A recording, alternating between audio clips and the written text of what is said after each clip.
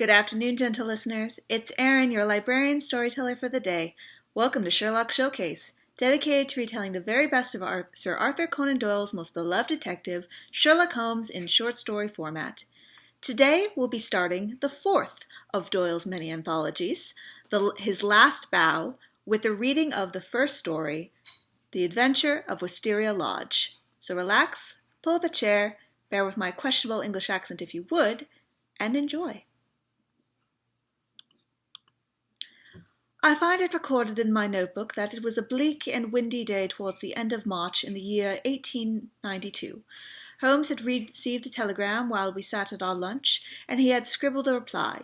He made no remark, but the matter remained in his thoughts, for he stood in front of the fire afterwards with a thoughtful face, smoking his pipe and casting an occasional glance at the message.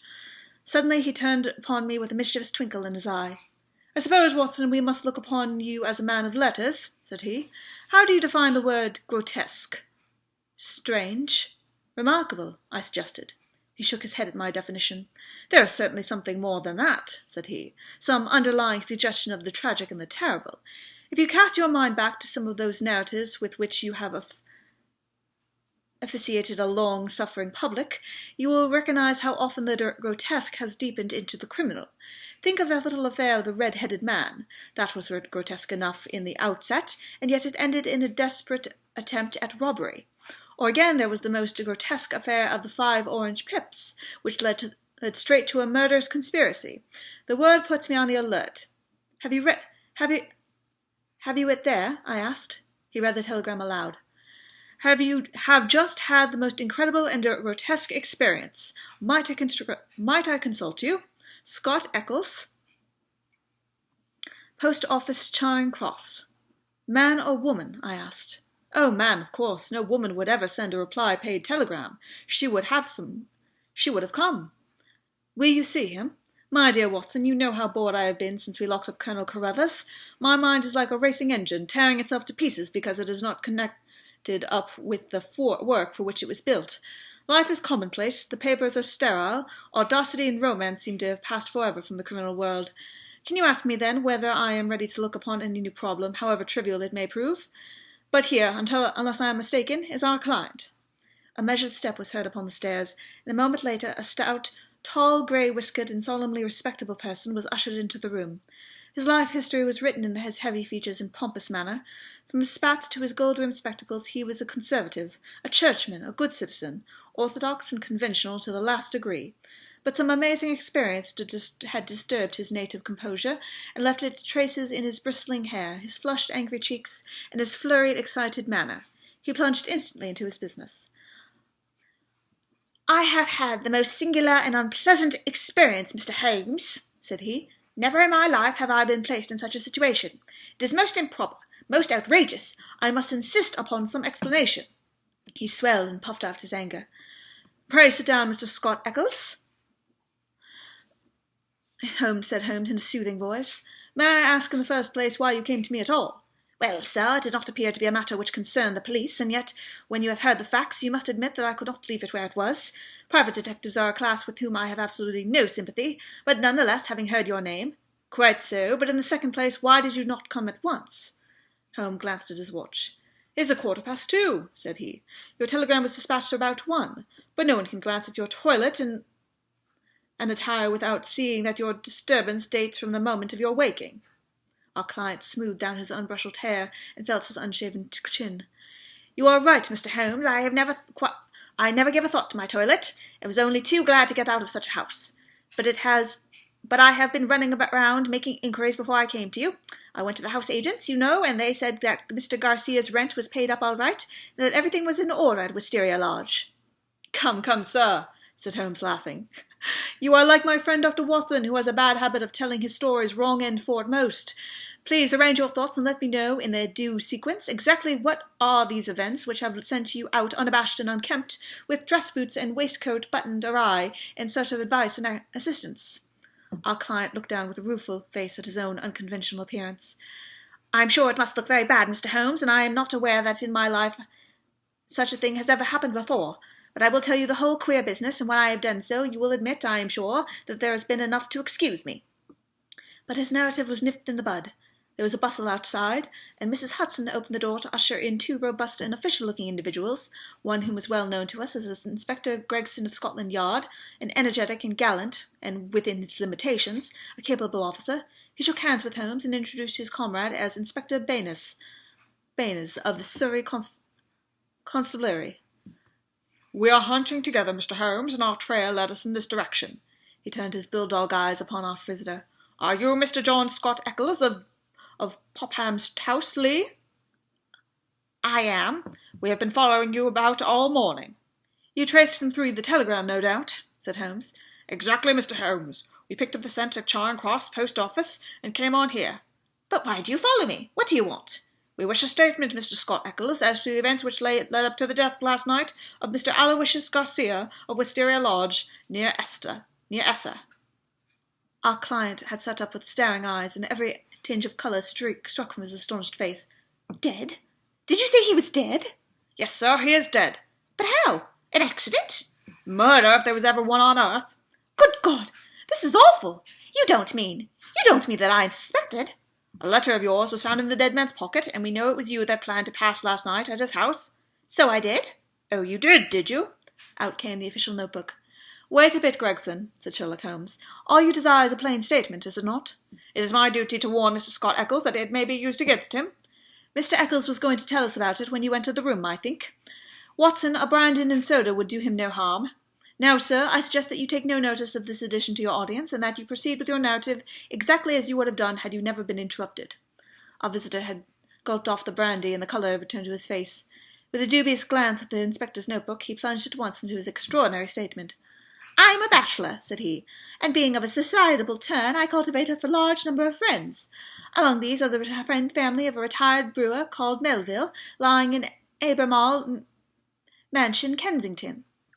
It was at his table that I met some weeks ago a young fellow named Garcia. He was, I understand, of Spanish descent, and connected in some ways with the embassy. He spoke perfect English, was pleasing in his manners, and as good-looking a man as I ever saw in my life. In some ways we struck up quite a friendship, this young fellow and I. He seemed to take a fancy to me from the first, and within 2 days of our meeting he came to see me at Lee. One thing led to another, and it ended in his inviting me to spend a few days at his house, Wisteria Lodge, between Exeter and Oxshott. Yesterday evening I went to Exeter to fulfil this engagement. He described his household to me before I went there. He lived with a faithful servant, a countryman of his own, who looked after all his needs. This fellow could speak English and did his housekeeping for him. Then there was a wonderful cook, he said, a half-breed whom he picked up in his travels, who could serve an excellent dinner. I remember that he remarked what a queer household it was to find in the heart of Surrey, and that I agreed with him, though it had proved a good deal queerer than I thought. I drove to the place, about 2 miles on the south end of Essa. The house was a fair-sized one, standing back from the road, with a curving drive, which was banked with high evergreen shrubs. It was an old tumble-down building in a crazy state of disrepair. When the trap pulled up on the grass-grown drive in front of the blotched and weather-stained door, I had doubts as to my wisdom in visiting a man whom I knew so slightly. He opened the door himself, however, and greeted me with a great show of cordiality. I was handed over to the manservant, a melancholy, swarthy individual, who led the way, my bag in his hand, to my bedroom. The whole place was depressing. Our dinner was tete-a-tete, and although my host did his best to be entertaining, his thoughts seemed to be continually wander, and he talked so vaguely and wildly that I could hardly understand him. He continually drummed his hands on the table, gnawed his nails, and gave other signs of nervous impatience. The dinner itself was neither well served nor well cooked, and the gloomy presence of the taciturn servant did not help to enliven us. I can assure you that many times in the course of the evening I wished that I could invent some excuse which would take me back to Lee. One thing comes back to my memory which may have a bearing upon the business that you two gentlemen are investigating. I thought nothing of it at the time. Near the end of the dinner a note was handed in by the servant. I noticed that after my host had read it, he seemed even more distrait and strange than before. He gave up all pretense of conversation and sat, smoking endless cigars, lost in his own thoughts, but he made no remark as to the contents. About 11 I was glad to go to bed. Some time later Garcia looked in at my door. The room was dark at the time, and asked if I had rung. I said that I had not. He apologized for having so disturbed me so late, saying that it was nearly 1 o'clock. I dropped off after this and slept so soundly at night. And slept soundly all night. And now I come to the amazing part of my tale. When I woke, it was broad daylight. I glanced at my watch, and the time was nearly 9. I had I particularly asked to be called at 8, so I was very much astonished at this forgetfulness. I sprang up and rang for the servant. There was no response. I rang again and again with the same result. Then I came to the conclusion that the bell was out of order. I huddled up my clothes and hurried downstairs in the exceedingly bad temper to order some hot water. You can imagine my surprise when I found that there was no one there. I shouted in the hall. There was no answer. Then I ran from room to room. All was deserted. My host had shown me which was his bedroom the night before, so I knocked at the door. No reply. I turned the handle and walked in. The room was empty, and the bed had never been slept in. He had gone with the rest. The foreign host, the foreign footman, the foreign cook, all had vanished in the night. That was the end of my visit to Wisteria Lodge. Sherlock Holmes was rubbing his hands and chuckling as he added this bizarre incident to his collection of strange episodes. "Your experience is, as far as I know, perfectly simple," said he. "May I ask, sir, what you did then?" "I was furious. My first idea was that I had been the victim of some absurd practical joke. I packed my things, banged the hall door behind me, and set off for Essa, with my bag in my hand. I called at Allen Brothers, the chief land agents in the village, and found that it was from this firm that the villa had been rented. It struck me that the whole proceedings could hardly be for the purpose of making a fool of me, and that the main object must have been to get out of the rent. It is late in March, so quarter day is at hand, but this theory would not work. The agent was obliged to me for my warning, but he told me that the rent had been paid in advance. Then I made my way to town and called at the Spanish embassy. The man was unknown there. After that I went to see Melville, at whose house I had first met Garcia, but I found that he really knew rather less about him than I did. Finally, when I got your reply to my wire, I came out to you, since I gather that you are a person who gives advice in difficult cases. But now, Mr. Inspector, I understand from what you said when you entered the room that you can carry the story on, and that some tragedy has occurred. I can assure you that every word I have said is the truth, and that from outside of what I have told you, I know absolutely nothing of the fate of this man. My only desire is to help the law in every possible way."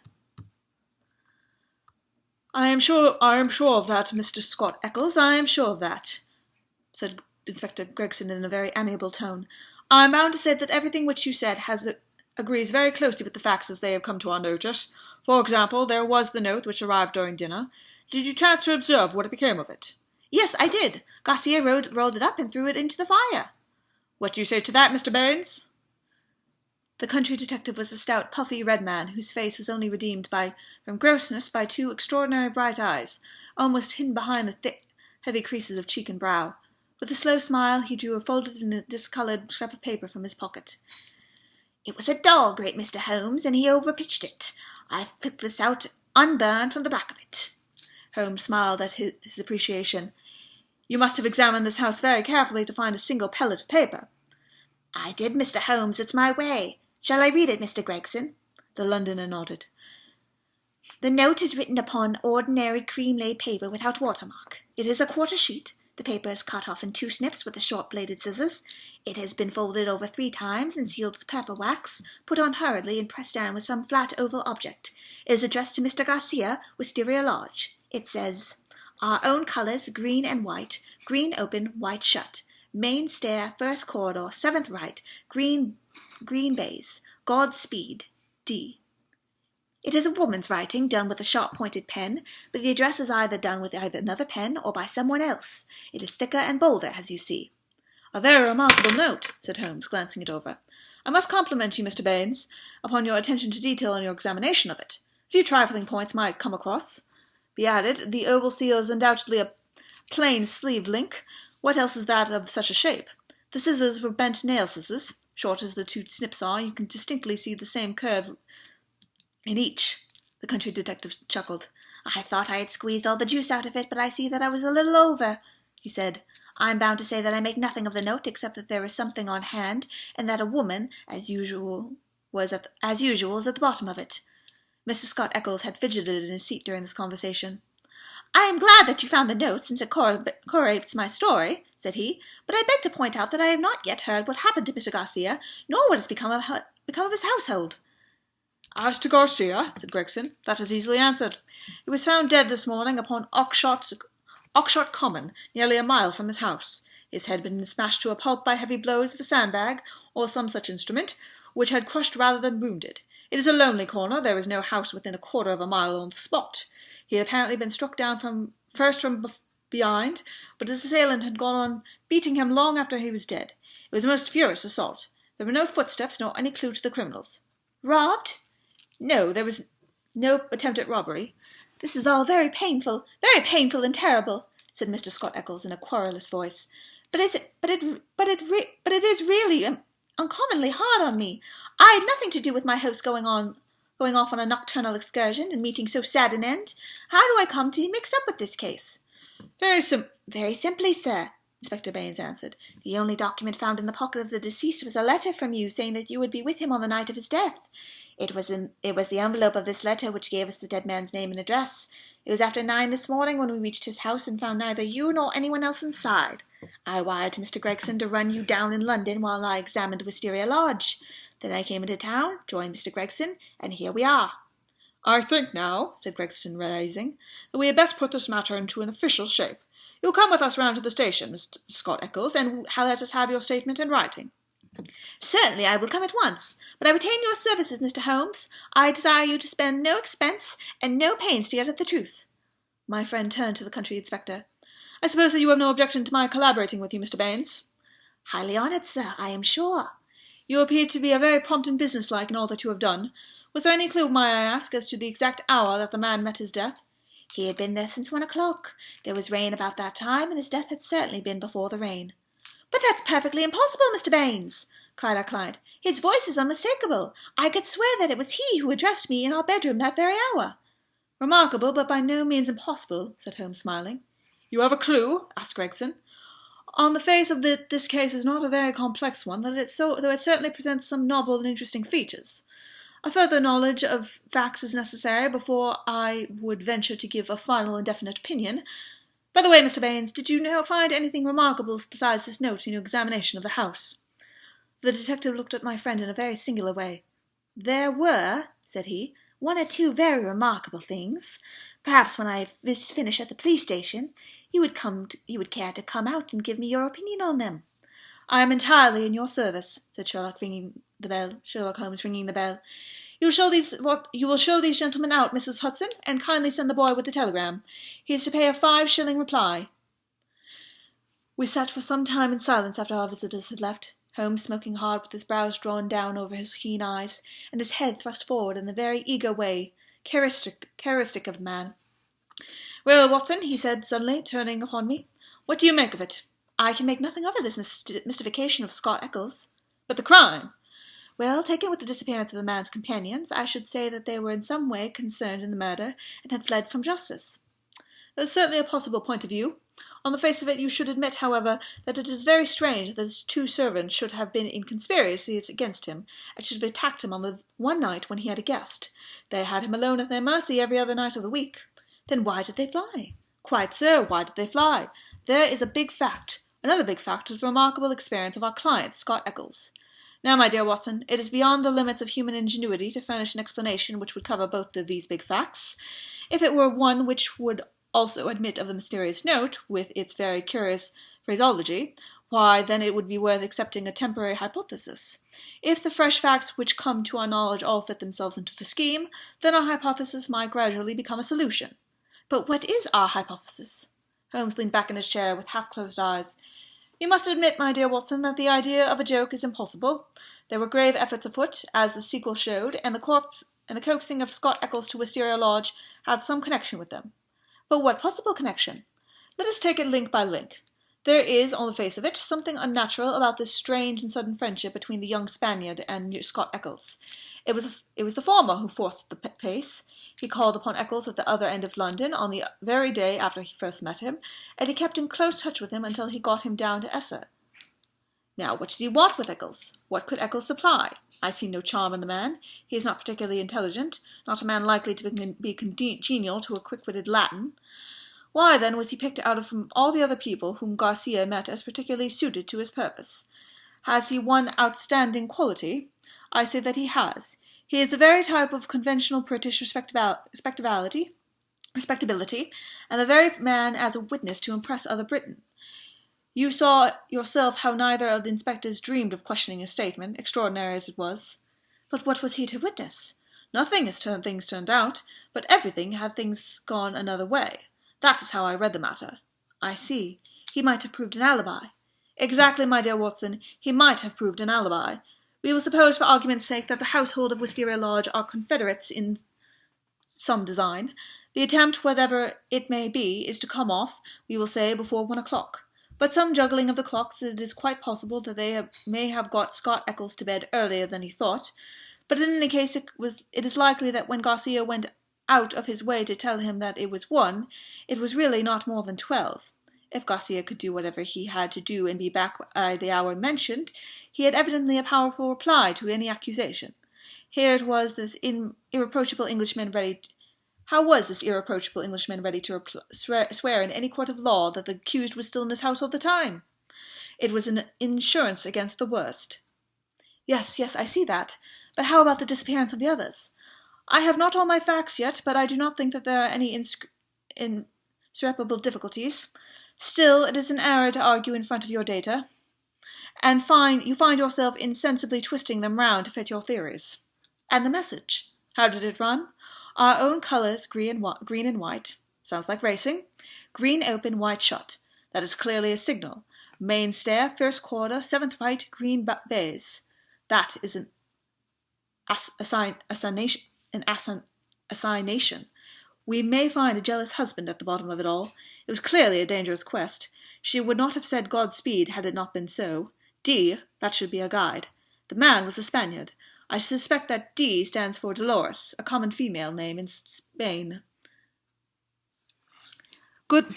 The man was a Spaniard. I suggest that D stands for Dolores, a common female name in Spain.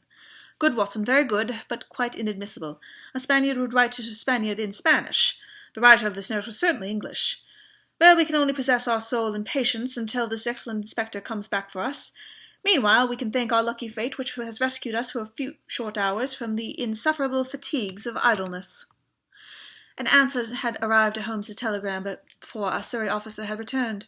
Holmes read it and was about to place it into his notebook when he caught a glimpse of my expectant face. He tossed it across with a laugh. "We are moving in exalted circles," said he. The telegram was of names and addresses.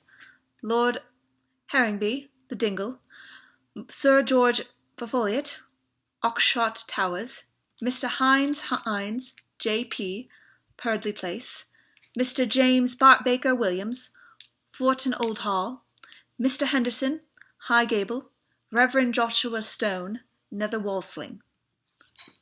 This is a very obvious way of limiting our field of operations," said Holmes.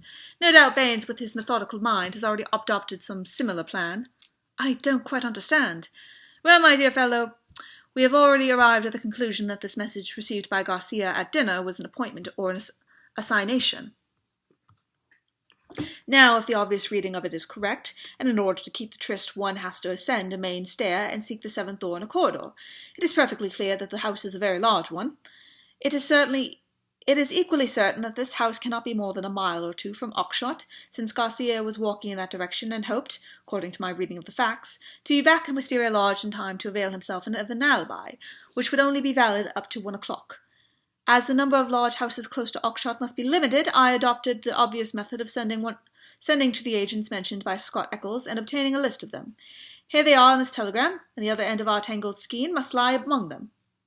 It was nearly 6 o'clock before we found ourselves in the pretty Surrey village of Essa, with Inspector Baines as our companion. Holmes and I had taken things for the night, and found comfortable quarters at the Bull. Finally, we set out in the company of the detective on our visit to Wisteria Lodge. It was a cold March evening, with sharp wind and a fine rain beating upon our face, a fit setting for the wild common over which our road passed, and the tragic goal to which it led us. A cold and melancholy walk up a couple of miles had brought us to a high wooden gate, which opened into a gloomy avenue of chestnuts. The curved and shallow drive led us to a large, low, dark house, pitch black against a slate-coloured sky. From the front window upon the left of the door there peeped a glimmer of a feeble light. "There is a constable in possession," said Baines. "I'll knock at the door." He stepped across the grass plot and tapped with his hand upon the pane. Through the fogged glass I dimly saw a man spring from the chair from beside the fire, and heard the sharp cry within the room. An instant later, a white-faced, hard-breathing policeman had opened the door, and candle wavering in his trembling hands. What's the matter, Walters?" said Baines sharply. The man mopped his forehead with his handkerchief and gave a long sigh of relief. I'm glad you have come, sir. It has been a long evening, and I don't think my nerve is as good as it was." "Your nerve, Walters? I should not have thought you had a nerve in your body." "Well, sir, it's this lonely, silent house and the queer thing in the kitchen. Then when you tapped at the window, I thought it had come again." "That what had come again?" "The devil, sir, for all I know. It was at the window." "What was at the window, and when?" "It was just about 2 hours ago. The light was fading. I was sitting reading in the chair. I don't know what made me look up, but there was a face looking in through the lower pane. Lord, sir, what a face it was! I'll see it in my dreams." "Walters, this is not the talk of a police constable." "I know, sir, I know, but it shook me, sir, and there's no use to deny it. It wasn't black, sir, nor was it white, nor any colour that I know, but a kind of queer shade like clay with a splash of milk in it. Then there was the size of it. It was twice yours, sir, and the look of it, the great staring goggle eyes, and the line of white teeth like a hungry beast. I tell you, sir, I couldn't move a finger nor get my breath out till it whisked away and was gone. Out I ran and through the shrubbery, but thank God there was no one there." "If I didn't know you were a good man, Walters, I should put a black mark against you for this. If it were the devil himself, on a constable on duty should never thank God that he could not lay his hands upon them. I suppose the whole thing is not a vision and a touch of nerves." "That, at least, is very easily settled," said Holmes, lighting his little pocket lantern. "Yes," he reported, after a short examination of the grass bed. "A number 12 shoe, I should say. If he was all the same scale as his foot, he must have certainly been a giant." "What became of him?" "He seems to have been broken through a shrubbery and made for the road." "Well," said the inspector with a grave and thoughtful face, "whoever he may have been, and whatever he may have wanted, he's gone for the present, and we have more immediate things to attend to. Now, Mr. Holmes, with your permission, I will show you round the house." The various bedrooms and sitting rooms had yielded nothing to a careful search. Apparently the tenants had brought little or nothing with them, and all the furniture down to the smallest details had been taken over with the house. A good deal of clothing with the stamp of Marks and Company, High Holborn, had been left behind. Telegraphic inquiries had already been made, which showed that Marks knew nothing of his customer, save that he was a good payer. Odds and ends, some pipes, a few novels, 2 of them in Spanish, an old-fashioned pin-fire revolver, and a guitar were among the personal property. "Nothing in all this," said Baines, stalking, candle in hand, from room to room. "But now, Mr. Holmes, I invite your attention to the kitchen." It was a gloomy, high-ceilinged room at the back of the house, with a straw litter in one corner, which served apparently as a bed for the cook. The table was piled with half-eaten dishes in dirty place, the debris of last night's dinner.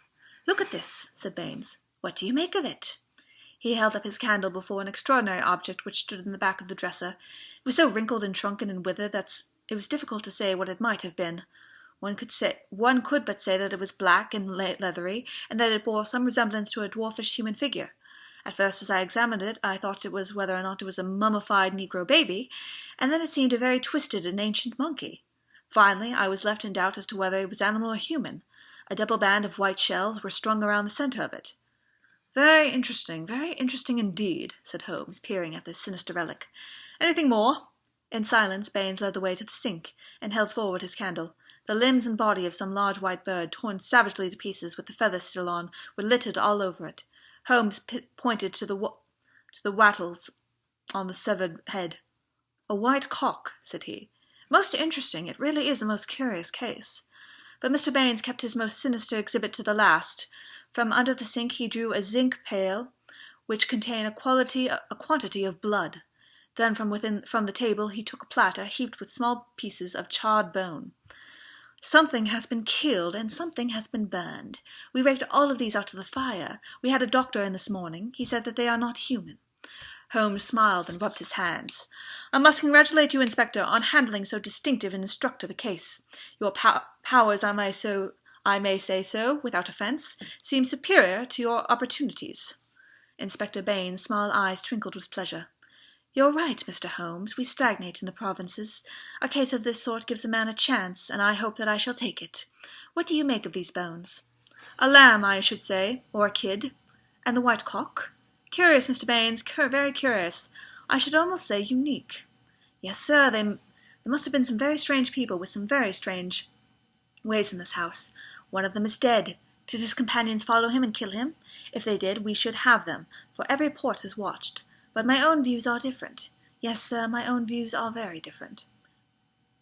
You have a theory, then? And I'll work it out myself, Mr. Holmes. It is only due to my own credit to do so. Your name is made, but I have still to make mine. I should be glad to be able to say afterwards that I solved it without your help. Holmes laughed good-humouredly. Well, well, Inspector, said he. Do you follow your path, and I will follow mine. My results are always very much at your service, if you care to apply me for them. I think that I have seen all that I wish to in this house, and that my time may be more profitably employed elsewhere. Au revoir, and good luck. I can tell by numerous subtle signs, which might have been lost on anyone but myself, that Holmes was on a hot scent.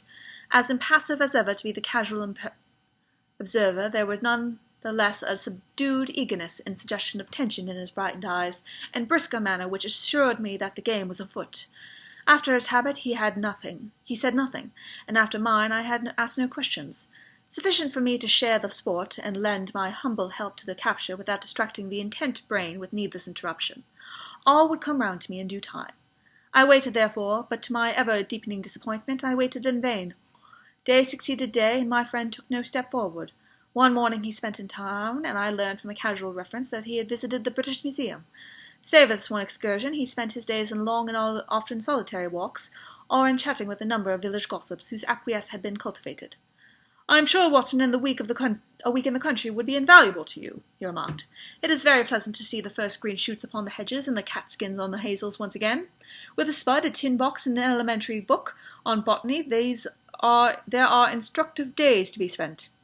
He prowled about with this equipment himself, but it was a poor show of plants which he would bring back on an evening. Occasionally in our rambles we came across Inspector Baines. His fat red face wreathed itself in smiles, and his small eyes glistened as he greeted my companion. He said little about the case, but from what little we gathered that he also was not dissatisfied at any course of events.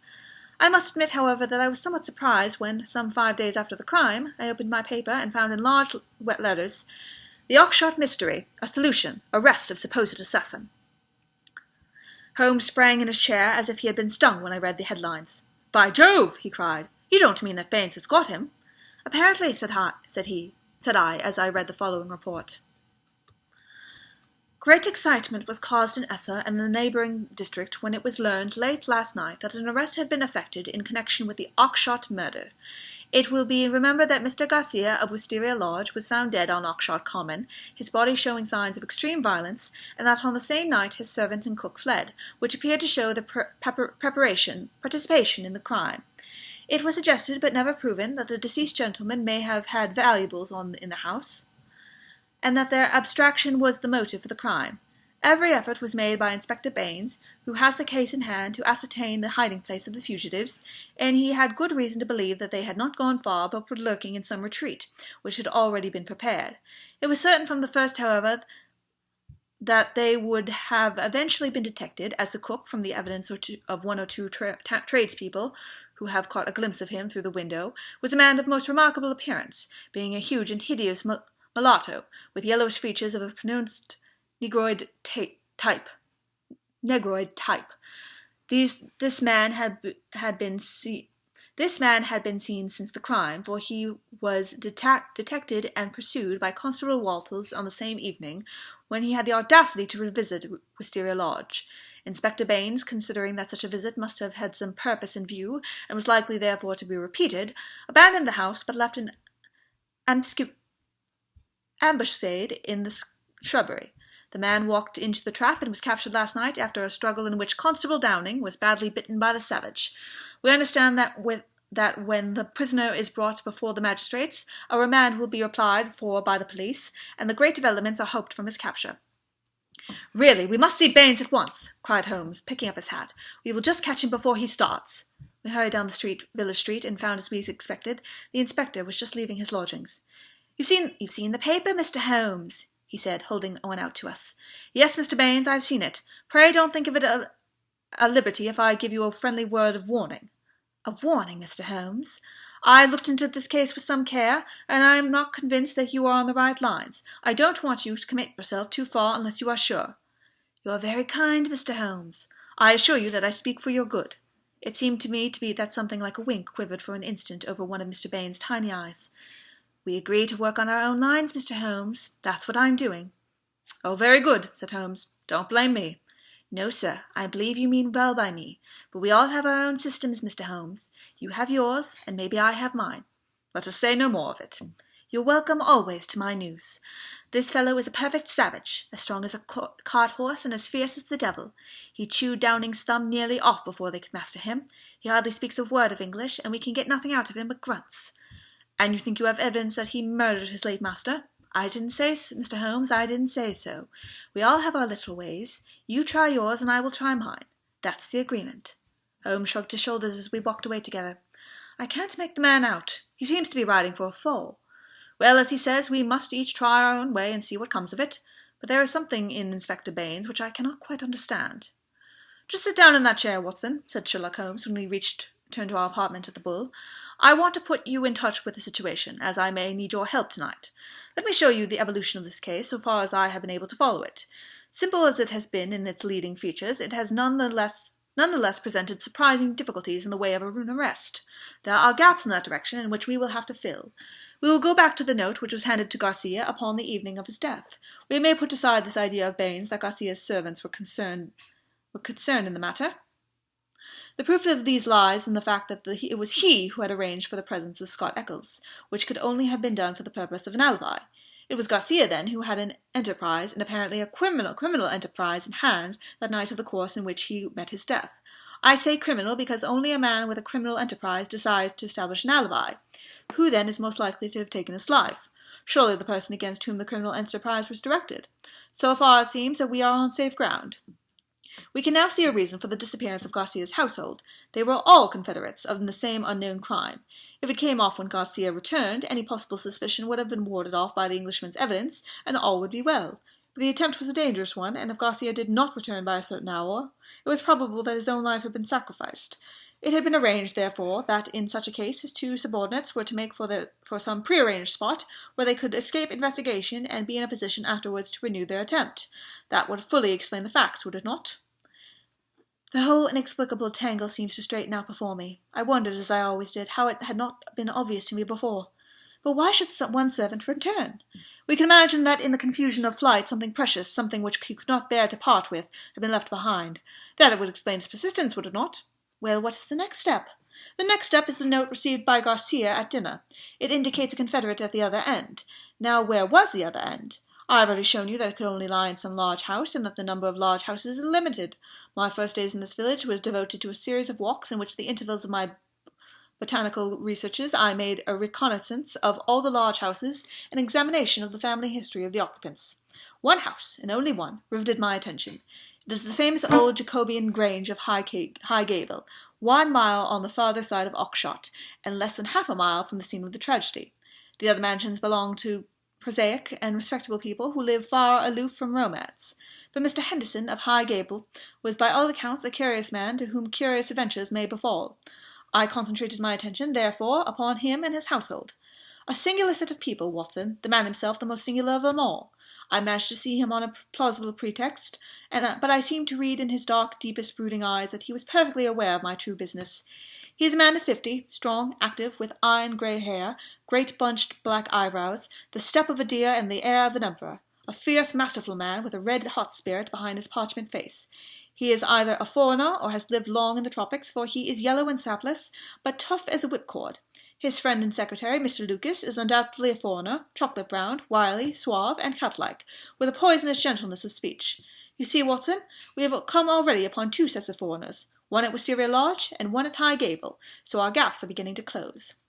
These 2 men, close and confidential friends, are the centre of the household, but there is one other person for whom our immediate purpose may be even more important. Henderson has 2 children, girls of 11 and 13. Their governess is a Miss Burnett, an Englishman of 40 or thereabouts. There is also one confidential manservant.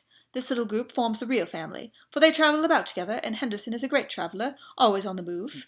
It is only within the last few weeks that he has returned, after a year's absence, to High Gable.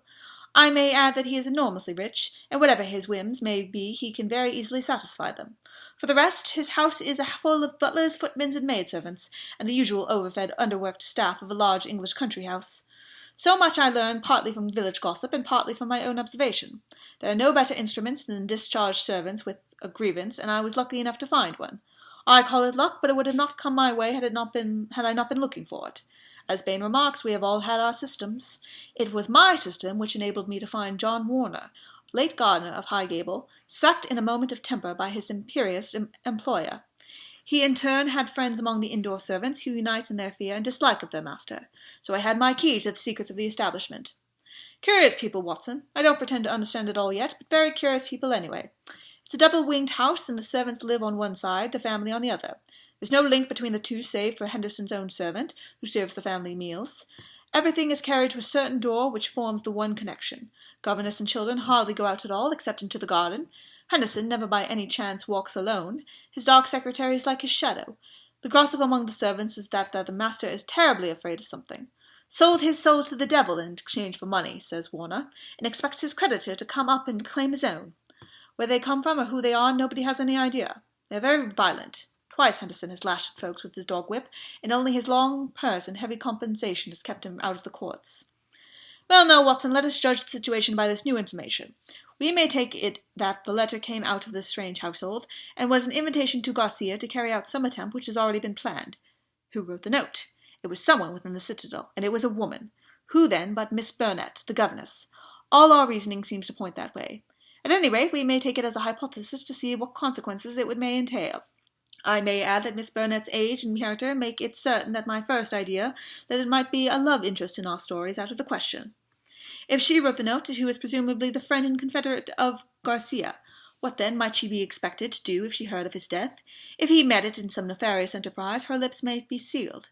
Still, in her heart, she must retain bitterness and hatred against those who killed him, and would presumably help so far as she could go so far as she could have revenge upon them.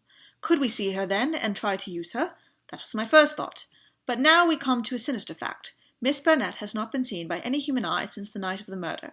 From that evening she has utterly vanished. Is she alive? Has she perhaps met her end on the same night as the friend whom she had summoned? Or is she merely a prisoner? That is the point which we still have to decide. You'll appreciate the difficulty of the situation, Watson. There is nothing upon which we can apply for a warrant. Our whole scheme might seem as fantastic if laid before a magistrate. The woman's disappearance counts for nothing, since in that extraordinary household any member of it might be invisible for a week, and yet she may at the present moment be in danger of her life. All I can do is watch the house and leave my agent, Warner, on guard at the gates. We cannot let such a situation continue. If the law can do nothing, we must take the risk ourselves. Well, what do you suggest? I know which is her room. It is accessible from the top of an outhouse. My suggestion is that you and I go tonight and see if we can strike at the very heart of this mystery. It was not, I must confess, a very alluring prospect. The old house with its atmosphere of murder, the singular and formidable inhabitants, the unknown dangers of the approach, and the fact that we were putting ourselves legally in a false position all combined to damp my ardour. But there was something in the ice-cold reasoning of Holmes which made it impossible to shrink from any adventure which he may recommend. One knew that thus, and only thus, could a solution be found. I clasped his hand in silence.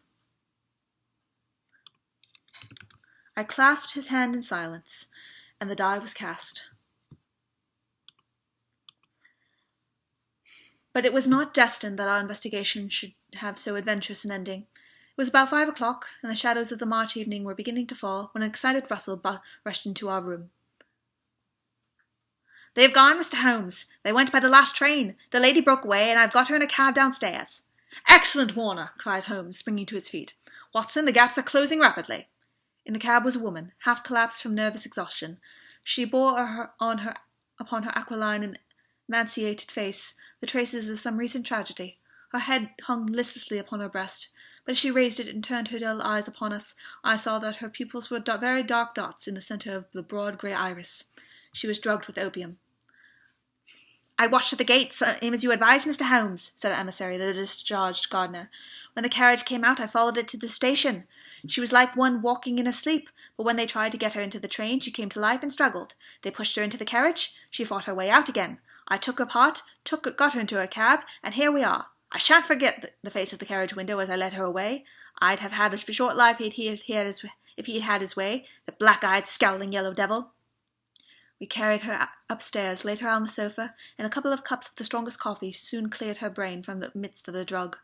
Baines had been summoned by Holmes, and the situation rapidly explained to him. "Why, sir, you've given me the very evidence I want," said the inspector warmly, shaking my friend by his hand.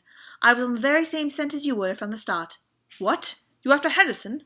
"Why, Mr. Holmes, when you were crawling in the shrubbery at High Gable, I was up on one of the trees in the plantation, and saw you down below.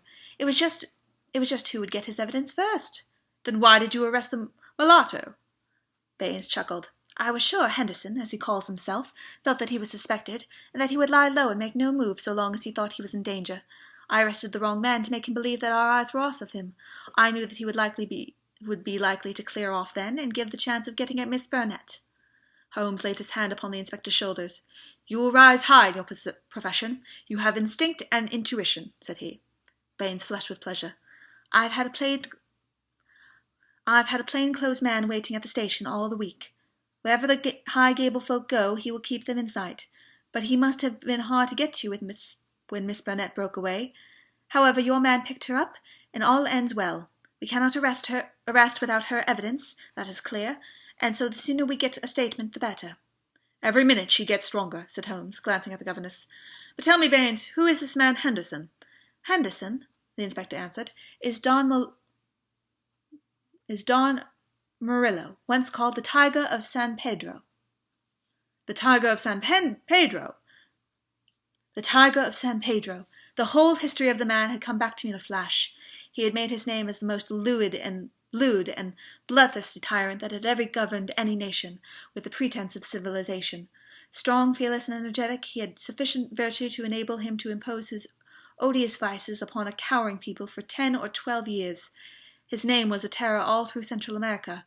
At the end of that time there was a universal rising against him. But he was as cunning as he was cruel, and at the very first whisper of coming trouble, he had secretly conveyed his treasures aboard a ship which was manned by devoted adherents. It was an empty palace which was stormed by the insurgents next day. The dictator, his 2 children, his secretary, and his wealth had all escaped them. From that moment on he vanished from the world, and his identity had been a frequent subject for comment in the European press." "Yes, sir, Don Murillo, the Tiger of San Pedro," said Baines. "If you look it up, you will find that San Pedro colours are green and white, same as in the note, Mr. Holmes. Henderson had he called himself, but I traced him back, Paris and Rome and Madrid to Barcelona, where his ship came out in '86. They have been looking for him all that time for their revenge, but it is only now that they have begun to find him out." "They discovered him a year ago," said Miss Burnett, who had sat up and was now intently following the conversation. "Once his life had already been attempted, but some evil spirit shielded him. Now again it is the noble chivalrous Garcia who has fallen, while the monster goes safe. But another will come, and yet another, until some day justice will be done. That is as certain as the rise of tomorrow's sun." Her thin hands clenched, and her worn face blanched with the passion of her hatred. "But how come you into this matter, Miss Burnett?" said Holmes. "How can an English lady join in such a murderous affair?" "I join it because there is no other way in the world by which justice can be gained. What does the law of England care for the rivers of blood shed years ago in San Pedro, or for the ship-hold of treasure which the man has stolen? To you they are like crimes committed in some other planet. But we know. We have learned the truth in sorrow and in suffering. To us there is no fiend in hell like Juan Murillo, and no peace in life where his victims still cry for vengeance." "No doubt," said Holmes. "He was as you say. I have heard he was atrocious. But how are you affected?" "I will tell you it all. This villain's policy was to murder on one pretext of another every man who showed such promise that he might in time come to be a dangerous rival. My husband, yes, my real name is Signor Victor Durando, was a San Pedro minister in London. He met me and married me. A nobler man never lived upon earth. Unhappily, Murillo heard of his excellence and recalled him on some pretext and had him shot. With premonition of his fate, he had refused to take me with him. His estates were confiscated, and I was left with a pittance and a broken heart. Then came the downfall of the tyrant. He has escaped just as you have described, But the many whose lives he had ruined, whose nearest and dearest had suffered torture and death at his hands, would not let the matter rest. They banded themselves into a society which had never been dissolved until the work was done. It was my part, after we had discovered in the transformed Henderson the fallen despot, to attach myself to his household and keep the others in touch with his movements. This I was able to do by securing the position of governess in his family. He little knew that the woman who had faced him every day at every meal was the woman whose husband he had hurried at an hour's notice into eternity. I smiled on him, did my duty to his children, and bided my time. An attempt was made in Paris and failed. We zigzagged swiftly here and there over Europe to throw off the pursuers, and finally returned to this house, which he had taken upon his first arrival in England. But here also the ministers of justice were waiting. Knowing that he would return here, Garcia, who is the son of the former highest dignitary in San Pedro, was waiting with 2 trusty companions of humble station, all 3 fired with the same reasons for revenge. He could do little during the day, for Murillo took every precaution and never went out save with his satellite Lucas, or Lopez, as he was known in the days of his greatness. At night, however, he slept alone, and the avenger might find him. On a certain evening, which had been prearranged, I sent my friend final instructions, for the man was forever on alert and continually changed his room. I was to see that the doors were open, and that the signal of a green or white light in the window, which faced the drive, was to give notice if all was safe, or if the attempt was better to postpone. But everything went wrong with us. In some way I had excited the suspicion of Lopez, the secretary. He crept up behind me and sprang upon me just as I had finished the note. He and his master dragged me to my room, and held judgment upon me as a convicted traitress. Then and there they would have plunged their knives into me, could they have seen to escape the consequences of the deed. Finally, after much debate, they concluded that my murder was too dangerous, but they determined to get rid forever of Garcia. They had gagged me, and Murillo had twisted my arm round until I gave him the address. I swear he might have twisted it off had I understood what it would mean to Garcia. Lopez addressed the note which I had written, sealed it with sleeve ink, and sent it by the hand of the servant Jose. How they murdered him I do not know, save that it was Murillo's hand which struck him down, for Lopez had remained to guard me. I believe he must have waited among the gorse bushes through which the path winds, and struck him down as he passed. At first they were of a mind to let him enter the house and to kill him as a detected burglar, but they argued that if they were mixed up as an inquiry, their own identity would at once be publicly disclosed, and they would be open to further attacks. With the death of Garcia, the pursuit might cease, since such a death might frighten others from the task. All would now have been well had it not been for my knowledge of what they had done. I have no doubt that there were times when my life hung in the balance. I was confined in my room, terrorized by the most horrible threats, cruelly ill-used to break my spirit. See the stab on my shoulder, and the bruises from end to end of my arms, and a gag was thrust into my mouth on one occasion when I tried to call from the window. For 5 days this cruel imprisonment continued, with hardly enough food to hold body and soul together. This afternoon a good lunch was brought me, but the moment after I took it I knew that I had been drugged. In a sort of dream I remembered being half led, half carried to the carriage. In the same state I was conveyed to the train. Only then, when the wheels were almost moving, did I suddenly realize that my liberty lay in my own hands. I sprang out. They tried to drag me back, and it had not been for the help of this good man who led me to the cab, I should never have broken away. Now, thank God, I am beyond their power forever. We had all listened intently to this remarkable statement. It was Holmes who broke the silence. Our difficulties are not over, he remarked, shaking his hand.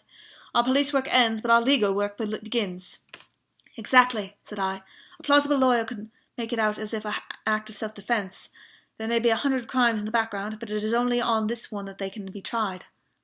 Come, said Baines cheerily. I think better of the law than that. Self-defense is one thing. To entice a man in cold blood with the object of murdering is another, whatever danger you may fear from him. No, we shall all be justified when we see the tenants of High Gable at the next Guildford assizes. It is a matter of history, however, that a little time was still to elapse before the tiger of San Pedro could meet with his deserts. Wily and bold, he and his companions threw the pursuer off their track by entering a lodging-house in Edmonton Street, and leaving by the back gate into Curzon Square. From that day they were seen no more in England.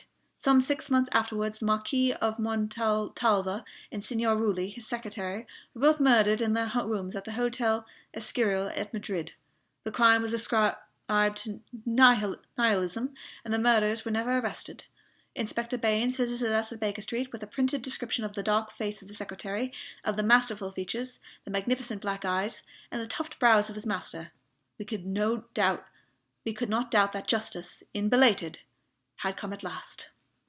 "A chaotic case, my dear Watson," said Holmes, over an evening pipe. "It will not be possible for you to present in that compact form which is dear to your heart.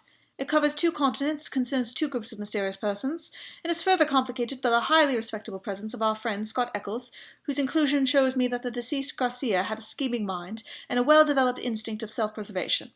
It is remarkable only for the fact that amid a perfect jungle of possibilities we, with our worthy collaborator, the inspector, have kept our close hold on the essentials, and so been guided along the crooked and winding path. Is there any point which is not quite clear to you?" "The object of the mulatto's Kirk's return." "I think that the strange creature in the kitchen might account for it. The man was a primitive savage from the backwoods of San Pedro, and this was his fetish.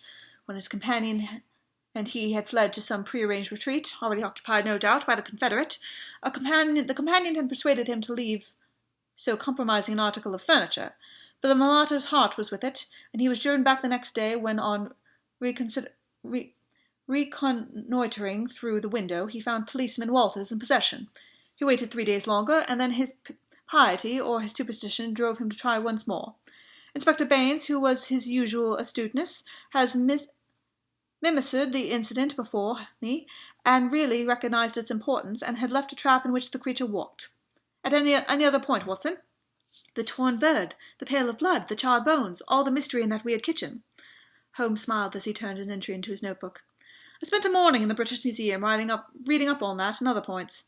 Here's a quotation from Eckermann, Voodooism and the Negroid Religions.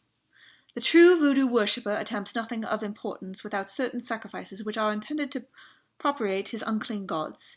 In extreme cases, these rites take the form of human sacrifices, followed by cannibalism. The more usual victims are a white cock, which is plucked in pieces alive, or a black goat, whose throat is cut and body burned. So you see our savage friend was very orthodox in his ritual. It is grotesque, Watson," Holmes added, as he slowly fastened his notebook. "But as I have had occasion to remark, there is but one step from the grotesque to the horrible." That is all for today, gentle listeners. Tune in next time for the next installment in the series. I hope to see you all very soon. Have a wonderful rest of the day, and please be well. Goodbye.